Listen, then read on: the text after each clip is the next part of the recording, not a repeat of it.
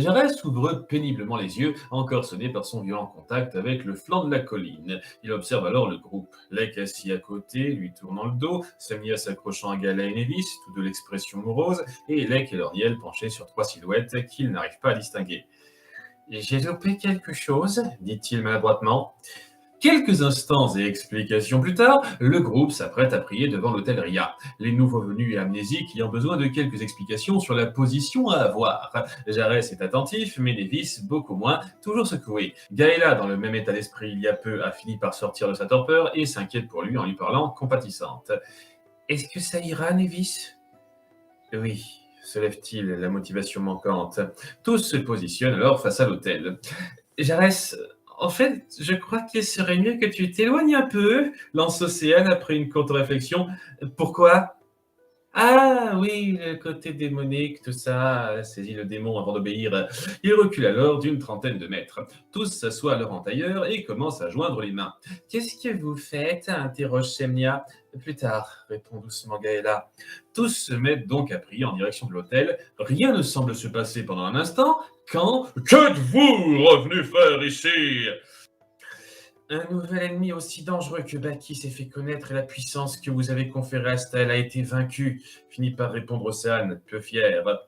Je repose ma question. Qu'êtes-vous revenu faire ici ? L'invocatrice se contient d'être insolente et s'adresse à la grosse voix en alternant quelques petites remarques à voix basse à Lorniel. Toujours aussi chaleureux. Nous savons que cela est beaucoup demandé, mais votre aide nous est de nouveau indispensable. Vous pensez qu'on était revenu pour le plaisir de sa conversation ? Long silence. La requête ne reçoit pas de réponse. J'espère que tu ne l'as pas vexé avec tes messes basses, Océane, commente le sorcier. Quoi ? Moi ? Même s'il les a entendus, il doit forcément être au-dessus de ça. Pas vrai ? Rétorque l'invocatrice, commençant à douter. Heureusement, ce sentiment ne dure pas, car Silence se fait alors de nouveau entendre. Je ne peux plus confier le pouvoir de Rhea à un couple avant au moins 1000 ans, mais je peux encore vous faire parvenir quelque chose. Une intense lumière éclate, éblouissante. Une fois qu'elle a fini d'aveugler le groupe, celui-ci voit apparaître une étrange pierre devant eux. Elle est cuivrée de forme octogonale, de petites roulisses sur les côtés facilitant la prise en main. En son centre se trouve un cristal brillant de pleine lumière. Cette pierre vous permettra de convertir l'énergie ténébreuse de vos ennemis en énergie de lumière que vous pourrez leur renvoyer. Vous ne pourrez en faire usage que 5 fois. Je n'ai plus le pouvoir de vous accorder mon aide désormais. C'est la dernière fois que je m'adresse à vous. Adieu !» La voix s'est éteinte. Tous se mettent à observer l'objet sans oser s'en approcher. Au bout d'un moment, Océane finit par se lancer et ramasse cette pierre. Le moins qu'on puisse dire, c'est que Célande va droit au but. Que fait-on maintenant ? Pose Lek, reflétant la vie générale. Beaucoup d'entre nous sont affaiblis après le dernier combat. Il faut avant tout trouver la ville la plus proche et se faire soigner au mieux. Nous aviserons ensuite, répond l'invocatrice, perdue dans ses pensées. Kupka se présente devant le trône de scellé, le bras en écharpe. « Je vois que la blessure faite par le sorcier n'est pas bénigne, constate la princesse. Princesse, je vous présente mes excuses. C'est à moi qu'incombe l'entière responsabilité de cet échec n'est qu'une simple bataille perdue. Il était prévu de perdre quelques pions. Cela dit, ce groupe a pu se reconstituer à une vitesse déconcertante. J'ai dû avancer la grande attaque à 2 mains. Mais notre armée ne sera pas au complet, je le sais. Il faut frapper au plus tôt pour éviter que ce groupe ne nous gêne. J'ai envoyé quelqu'un prévenir Uzel pour qu'il se prépare. Ce démon m'agace à s'évaporer sans arrêt. » Dans les ruines d'une masure sur le continent, le dénommé Uzel est posé au sol, pensif. Ce n'est pas la première fois que le démon s'arrête là pour se reposer l'esprit, car l'ambiance générée par cette maison poussiéreuse, entourée de collines au milieu de nulle part, éveille en lui une certaine nostalgie. Flashback. Une maison un peu coupée du monde se tenait sur une colline sombre. Le ciel émettait une couleur noire tourbillonnante qui était la norme ici, et l'endroit était apaisant pour la famille qui y vivait. Seulement, cette famille était morose aujourd'hui. Devant le seuil de cette maison se tenaient Uzel et une autre démone enceinte. Les deux se regardaient avec mélancolie, sachant que ce serait sans aucun doute la dernière fois. Uzel la serra alors dans ses bras sans rien dire, en guise d'adieu. Après d'intenses secondes, ils s'embrassèrent avec fougue, puis il partit sans se retourner, la laissant seule avec sa peine. Son cœur, qui avait décidé depuis longtemps de mettre son devoir en priorité devant tout le reste, le mettait au défi de façon bien cruelle au moment où il faisait ses pas. Mais il savait au fond de lui que sa voix ne pouvait être changée à ce stade, et en gravant les dernières images de son chez lui dans sa tête, il essaya d'atténuer l'horrible peine qui le traversait.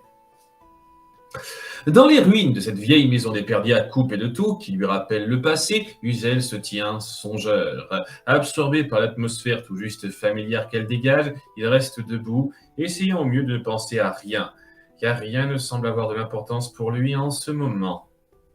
Le groupe vient d'entrer dans une petite ville légèrement agitée. Ils portent peu attention aux mouvements affairés des gens. Leur priorité est d'aller à la rencontre des guérisseurs de la place pour soigner leurs plaies. Dans leur recherche, Nevis reste à l'écart du groupe, bras ballants. Gaëla, soucieuse, s'approche vers lui, Semnia collée au bras. Nevis, je comprends ce que tu ressens. Ce n'est pas en restant miné loin des autres que tu pourras surmonter ça. Tu as sans doute raison, soupire le magicien, peu convaincu. J'aime pas quand papa fait cette tête. Je préfère quand il a sa tête rigolote, rajoute Semnia candide. Je ferai de mon mieux pour la retrouver, ma chérie. Au bout de quelques demandes et détours, ils trouvent l'emplacement d'un groupe de guérisseurs ambulants. Ils sont cependant précédés par une troupe de plusieurs dizaines d'hommes et femmes armés souffrant de diverses blessures.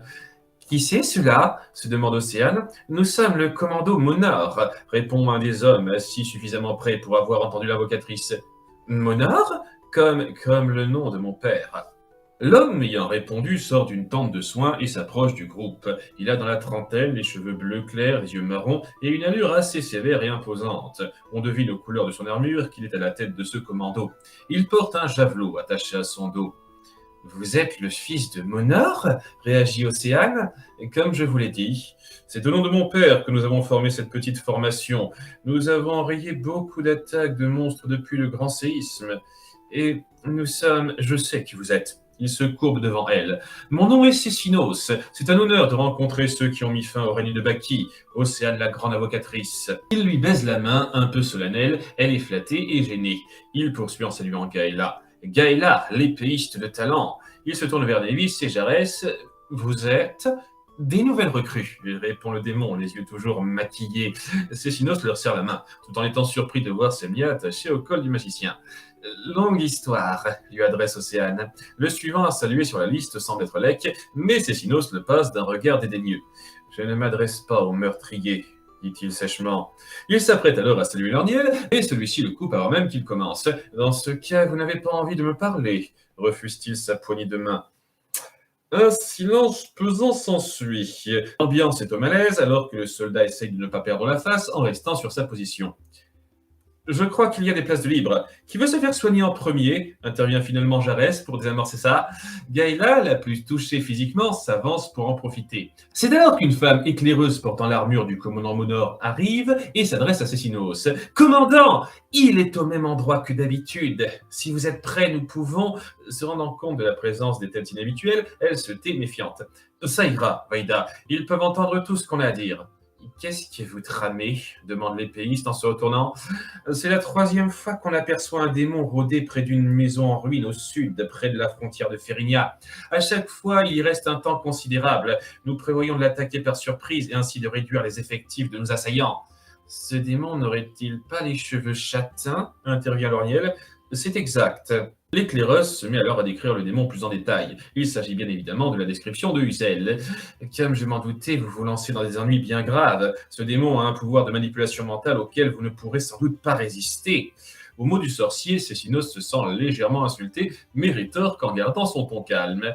C'est notre devoir de protéger Floria. Nous n'allons pas laisser passer une opportunité de nous débarrasser d'un de ceux qui nous envahissent. Sans plan d'action bien réfléchi, cette opportunité peut se transformer en suicide.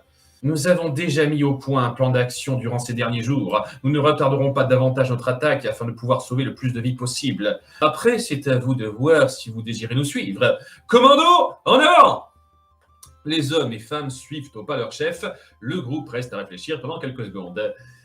Et il vaut bien mieux qu'on les suive. On pourra au mieux aider à la réussite de leur opération, au pire essayer de les empêcher de mourir, lance Océane. Ça prend bien en compte le fait de se faire soigner avant, parce que la bosse de ma tête me fait énormément souffrir, rajoute Jarès. Le groupe et le commando Nord restent à une certaine distance l'un de l'autre. Seul Océane et Cécinos discutent en marchant. Rassurez-vous, mes hommes et moi avons envisagé de nombreuses possibilités. Ce démon périra aujourd'hui et ses semblables ne tarderont pas à le rejoindre, dit le commandant très assuré. Lorniel est direct, mais il a rarement tort. C'est bien ça le problème. Nous lui donnerons tort cette fois-ci. Est-ce vrai ce qu'il a voulu insinuer lorsque je l'ai salué? C'est une longue histoire. Et pourquoi est-ce vous qui dirigez et votre ancienne chef est-elle dans cet état? C'est une longue histoire. Et concernant vos deux nouvelles recrues, c'est une longue histoire. J'ai compris. Écoutez, je me doute que vous ne souhaitez pas parler de vos histoires à tout le monde, mais il y a une question que j'estime avoir le droit de vous poser. Oui, nous avons retrouvé Xenakis. Cécinos réagit de toute son attention. Mais il nous a encore échappé. Vous êtes loin d'être le seul de la liste à vouloir se venger. Un silence se pose. Cécinos, songeur, finit par répondre. Mon père, Monor, a été une source d'inspiration pour moi. Lorsqu'il est mort, j'ai voulu que justice soit rendue. Mais j'ai su comprendre les priorités avec l'insurrection. L'important est d'aider les personnes qui en ont besoin. S'occuper de ce démon servira à aider et à arranger les choses. C'est ce que mes hommes et moi aspirons depuis l'insurrection de Baki, un monde sûr comme celui que mon père protégeait. Vous savez, vu le chemin restant, je pense avoir le temps de pouvoir vous raconter quelques détails de nos aventures, finit par concéder l'invocatrice, convaincue par la résolution de cet homme. Gisèle, toujours dans sa masure de nostalgie, ne semble pas remarquer les hommes de Cécinos et le groupe dirigé par Océane qui se postent à deux endroits couverts à quelques centaines de mètres de là. D'un côté se situe Cécinos, une douzaine de ses hommes, Océane et Lorniel. De l'autre, Lec, Jarès et 15 hommes. Nos archers vont guetter le moment où il sera le plus inattentif et tirer aussitôt. Si tout se passe bien, nous l'aurons à la première salve. Dans l'autre cas, il n'aura pas l'occasion de se servir de son pouvoir ni de se téléporter en proie à nos attaques de loin, explique Cécinos à voix basse pendant que ses hommes se mettent en place. Il est vrai que son pouvoir ne devrait pas s'étendre indéfiniment. À cette distance, il y a peu de chances qu'il nous atteigne, concède l'invocatrice. Un peu plus loin, en sécurité, Gaïla et Nevis gardent Semnia. Pourquoi je peux pas voir le spectacle avec les autres? C'est pas juste, gémit la petite fille. Je commence légèrement à être exaspéré par ça, soupire bas l'épéiste. Le groupe et le commando se tiennent à l'affût, situés dans leurs deux positionnements stratégiques. Uzel commence à s'éloigner un peu de l'édifice. Il se met complètement à découvert, chuchote l'éclaireuse Vaïda. Il pourrait en un rien de temps se mettre à l'abri autour de ces murs. Il serait préférable d'attendre qu'il s'éloigne davantage, commente Lorniel, chuchotant également. Nous n'aurons peut-être pas une meilleure opportunité, rétorque Cécinos. Il donne alors le signal d'attaque. Uzel, faisant preuve d'incroyables réflexes et d'une habileté remarquable, parvient à éviter la salve de flèches, ne perdant que des morceaux de vêtements. Il se met rapidement à couvert derrière les murs de la maison en ruine pour se protéger des autres flèches qui lui tombent dessus. Il s'apprête à utiliser son cristal de téléportation, mais deux gnomes de terre surgissent du sol et l'en empêchent en le frappant hors de sa main. Ces deux créatures, invoquées par Océane, s'attaquent au démon. Celui-ci, acculé par les salves de flèches et ses deux assaillants, parvient à sortir un autre cristal de sa poche, similaire à celui qu'avait utilisé Kupka dans son dernier combat. En le lançant, Uzel fait apparaître deux trous noirs, chacun en arrière des deux positionnements stratégiques du groupe et du commando Monor. Il en sort deux gros monstres de 3 mètres, le même modèle que celui affronté lors de la rencontre avec Tobor. Ils surprennent les deux groupes. D'un côté, Lorniel protège difficilement Océane par un bloc de glace qui la sort néanmoins de sa transe, ayant été ébranlé par le choc du coup de poing. De l'autre côté, une partie des archers se font littéralement écraser par cette attaque et d'autres se font plus ou moins grièvement blessés. Il avait remarqué ces zones affaissées, il a prévu un cas de ce genre avec ça, constate le sorcier. Lex se rue sur le monstre de son côté, essayant de permettre aux hommes de porter leurs blessés loin d'ici. La peau du monstre est dure comme de la pierre et le griffu ne peut que lui faire des égratignures en évitant ses coups amples et dévastateurs. Je crois que c'est mieux pour moi de me contenter de transporter les blessés, demande Jarès face à ce spectacle. De son côté, Lorniel s'en sort plus efficacement, le monstre étant plus sensible à ses boules d'éclair. Il se fait d'ailleurs assister par les archers de cet endroit qui a subi de bien moins lourdes pertes. Cécinos remarque alors qu'Uzel profite de cette agitation pour s'enfuir à toutes jambes. Il réagit vivement en courant à sa poursuite, mais la distance qui les sépare est très élevée. En pleine course, il analyse les déplacements au loin du démon tout en employant le javelot à son dos. Après quelques secondes, il se met à jeter son arme avec vigueur. Le javelot brille avec blancheur en pleine trajectoire. Uzel le remarque et arrive à éviter de peu qu'il l'atteigne directement. En touchant le sol, le javelot génère une explosion explosion cristalline qui atteint le démon sur le côté droit. Il ne peut pas s'échapper de l'homme qui le course dans cet état. Cécinos arrive donc devant un homme qui l'attend sans bouger.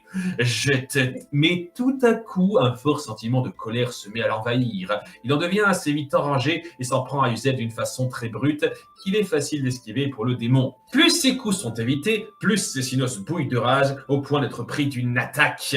Uzel l'observe pendant que son corps est en train de lâcher, mais derrière toi! L'instant d'après, il se fait assommer à la nuque par le bâton d'Océane. Après s'être assuré qu'il est bien inconscient, l'invocatrice calme le cœur de Cécinos grâce à un massage et parvient à le sauver.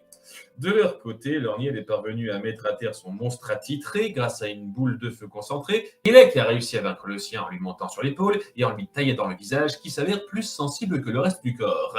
Il rejoignent l'invocatrice qui souffle de l'effort accompli. Et vous savez, il faudrait peut-être donner un nom à ces monstres si on les revoit. Est-ce vraiment une priorité, Océane? Fronce le sorcier des sourcils, qui se prend une pichenette sur le front aussitôt. Vous êtes trop sérieux, professeur. Elle se met à réfléchir quelques secondes. Trembleur! Ça appuie bien le côté imposant, vous ne trouvez pas? Lec et Lorniel restent muets d'inintérêt. Je suis sûr que Nevis et Gaëla me soutiendraient un peu là-dessus, boute-t-elle légèrement. C'est alors que Cécinos, ayant pleinement repris ses esprits, s'apprête à tuer le démon avec son javelot, mais son geste est stoppé par Océane. Attendez! Il y a beaucoup de choses qu'on ignore sur Célé. Il se peut qu'il nous donne des informations, même s'il a l'air moins bavard que les autres démons qu'on a croisés avant. Vous êtes sûr de vous? À peu près. Disons qu'en prenant des précautions, ça ne coûte rien. Je vous en dois une, alors très bien, mais cet homme ne me dit rien qui vaille. Finit-il par concéder en jetant un œil vers le concerné inconscient. Flashback, Uzel revenait au repère de Célé, accueilli par Tobor et Kupka. Chaque fois qu'il voyait ces couloirs sombres et mornes, il se sentait vite, plus vite qu'à l'accoutumée. Avalant cette grisaille avec fatalité froide, il n'avait que faire des remontrances de sa collègue démone. « Qu'est-ce que tu faisais? Princesse Célé nous avait dit de la rejoindre il y a 1 heure, le sermonna Kupka. Tu vas encore te faire gronder, mon vieux, plaisanta Tobor, prenant l'affaire plus à la légère. Peu importe. L'air très détaché, Uzel s'éloignait vers la salle centrale, avec pour seule réponse ces 2 mots. Rien ne semblait l'intéresser, et il s'apprêtait à recevoir les instructions à venir de Célé sans intérêt ni enthousiasme. Un instant, Uzel! Il se stoppa suite à cette interpellation de la démone, qui prit d'un coup un ton un peu plus compréhensif. Je compatis à ce que tu subis, crois-moi, et je ne pense pas comprendre ce que tu ressens, mais en évitant autant notre princesse, ça risque de mal se passer pour toi. Faire la part des choses serait un bon geste pour tout le monde. Tu as raison, tu ne comprends pas ce que je ressens. Sans rien rajouter, il poursuivit sa marche, ignorant ce coup-ci complètement la démone. Uzel se réveille à quelques centaines de mètres de la masure, saucissonné par des cordes. Il est entouré de Cécinos, Océane, Lorniel et Lec. Le reste du groupe observe d'assez loin au chevet des hommes blessés, tandis que les autres visent le démon de leur arc. J'ai prévenu mes hommes. Au moindre signe de colère inexpliquée de quelqu'un, ils ont ordre de t'abattre sur le champ. Compris? Une mine impassible est la seule réponse d'Uzel. Océane enchaîne. Et quel est exactement le but de Célé? Aucune réponse. Où est-ce qu'elle se trouve? Pourquoi tu traînes dans ce coin? Comment tu t'appelles? Combien font de plus 2? Insiste-t-elle, de plus en plus vocale.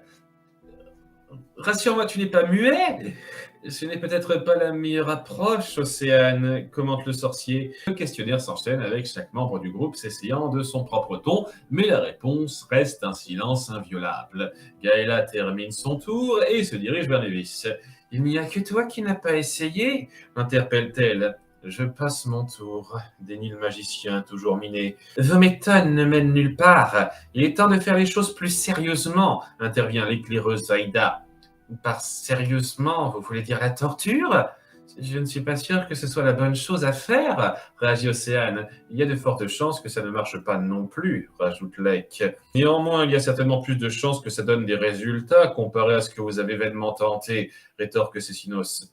Oui, mais et pourquoi tant de réticence, invocatrice? Ce n'est qu'un sale démon, après tout, renchérit Vaïda. Jarès cache au mieux son malaise suite à cette dernière phrase, et le reste du groupe ne trouve pas de répartie. Vous êtes pathétique, finit par l'ouvrir Uzel, fatigué de cette cacophonie. Le groupe et le commando restent quoi quelques secondes de l'entendre. Il a une langue! S'exclame l'invocatrice. Vous voulez savoir le but de Célé? Vous ne représentez qu'une simple compétition pour elle. Ce sont les mêmes mots que Plorias m'avait dit, réagit Gaëla. Prince Baki et princesse Célé n'en ont jamais rien eu à faire de votre risible monde. Ils ne représentaient qu'un enjeu stupide pour déterminer la succession au poste de seigneur des démons. Un enjeu répète Cécinos.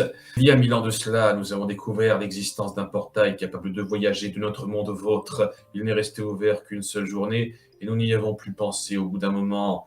Mais il y a peu, il s'est rouvert. 23 ans et demi plus tôt, précise Lorniel. Notre monde est dirigé par Vémia, la toute-puissante, mère de Baki et de Célé, complète Océane. Uzel et Cécinos sont assez surpris de cette complétion de phrase. Les connaissances de cette jeune femme ont de quoi étonner l'un comme l'autre. Comment savez-vous ça demande l'homme au javelot, très intrigué. Disons que nous avons une certaine source, répond-elle évasive en jetant un œil furtif vers Jarès. Peu importe. Baki et Célé se disputaient le rôle de successeur à notre reine Véhémia. Cette dernière, à l'ouverture du portail, a une idée afin de les départager. Celui ou celle qui arriverait à détruire et conquérir le monde de l'autre côté avec le même effectif serait le futur dirigeant de Sérinel après sa mort. Baki et Célé ont été d'accord et sont venus ici par le portail. Vous pouvez deviner la suite, termine Uzel. C'est tout lance violemment Océane. Mes parents, mon frère, tous les gens morts de cette guerre, tout ça pour une stupide compétition de pouvoir rajoute Gaëla, du même tempérament. Vos existences insignifiantes ne représentent qu'un fétu de paille pour nous. Vous êtes tous destinés à mourir en l'espace d'un petit siècle, alors que l'importance de vous arracher à la vie. Il se fait stopper dans son discours par un coup de poing bien placé de l'épéiste. Lorniel l'empêche de continuer dans sa lancée en lui tenant le bras. Pourquoi nous dévoiler ça aussi sporadiquement s'adresse-t-il au démon attaché en gardant la tête froide. Tout d'abord parce que ça ne vous avance à rien de le savoir. Et puis, un léger sourire s'affiche sur le visage d'Uzel. Avant que quiconque ne puisse y réagir, le bruit de quelque chose qui tombe se fait entendre plusieurs mètres en arrière. Le groupe se retourne et voit l'ensemble des soldats du commando Monor décapités, la tête tombée au sol. Cécinos est sous le choc. Il ne remarque pas une jeune femme qui l'attaque sur le côté. Heureusement, Leg parvient à bloquer l'assaut. Tout le monde observe alors la responsable, jeune femme assez grande de tout juste 20 ans, à l'allure stricte. Ce qui les étonne le plus, ce ne sont pas ses yeux de couleur gris, mais ses bras qui sont en forme de lame de fer. C'est la semi-démone qui s'appelle Junon, d'après la description donnée par Diane, précise Océane, la reconnaissant à ses cheveux châtains mi-longs. L'inconcerné se déplace sans tarder et tente de couper les liens du zèle, mais Gaëla l'en empêche par son épée. La semi-démone transforme alors ce coup-ci une de ses jambes en lame identique aux deux autres et attaque l'épéiste avec celle-ci qui ne peut que reculer. Cependant, Junon finit assez vite par être acculé par les 5 guerriers présents qui se protègent les uns les autres. Mais ceux-ci ont relâché leur attention de Uzel et ne remarquent pas qu'il s'en prend mentalement à Nevis qui se trouve à part un peu plus loin. Ce dernier sent une rage particulière monter en lui. Papa, qu'est-ce qui t'arrive remarque Semnia, assise à côté de lui. Nevis a l'expression pleine de dégoût montante. Ce dégoût atteint un tel point qu'il se met à enflammer sa main pour s'apprêter à se serrer la gorge avec. Alertée, sa fille réagit en lui tirant le bras. Papa, arrête hurle-t-elle entre peur et sanglots. Celle-ci attire bien entendu l'attention du groupe qui se tourne vers le magicien soudainement suicidaire. Alors que Gaëla court vers sa direction, Junon profite de ce relâchement pour aller couper rapidement les liens de Uzel. C'est vous le responsable de ça accuse Lek, l'air sévère, plus que d'habitude. Lorniel et Océane tentent de les attaquer à coups de boules d'éclair et d'élémentaires d'eau rapidement invoqués, mais les deux complices bondissent et esquivent les sorts. La semi-démone passe rapidement un cristal de téléportation à Uzel, et avant que Lek et Cécinos ne puissent les frapper, il s'enfuit en les brandissant.